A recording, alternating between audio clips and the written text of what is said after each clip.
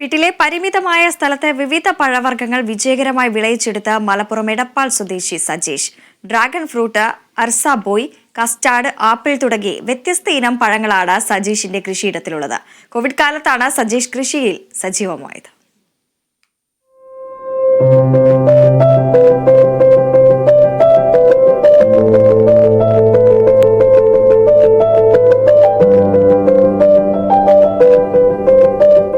ചുറ്റുമുള്ള പരിമിതമായ സ്ഥലത്ത് വ്യത്യസ്തമായ പഴവർഗ്ഗങ്ങൾ വിളയിച്ചെടുക്കുകയാണ് എടപ്പാൾ തട്ടാൻപടി സ്വദേശിയായ Sajeesh.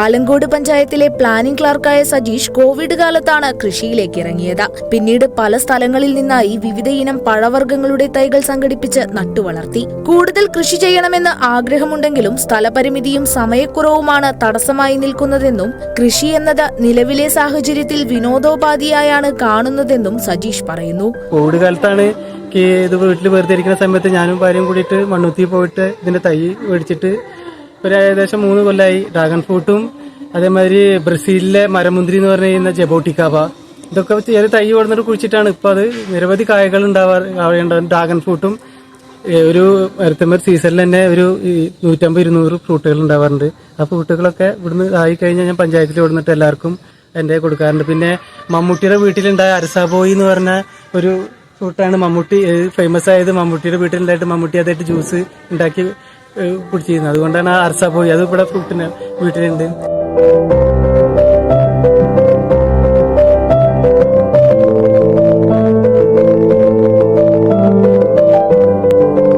Brazil jaboticaba, dragon fruit, അർസാബോയ്, കസ്റ്റാർഡ്, ആപ്പിൾ, ലൂബിക്ക, ചെറുനാരങ്ങ തുടങ്ങി നിരവധി ഇനങ്ങളാണ് ഇദ്ദേഹം കൃഷി ചെയ്ത് വിളയിച്ചെടുത്തത്. ചാമ്പക്കയുടെ വ്യത്യസ്തമായ 7 ഇനങ്ങളാണ് സജീഷ് വീട്ടുതൊടിയിൽ വിളയിച്ചത്. വിളവെടുത്തതെല്ലാം സുഹൃത്തുക്കൾക്ക് നൽകുകയാണ് പതിവ്. Kerala vision news, Malappuram.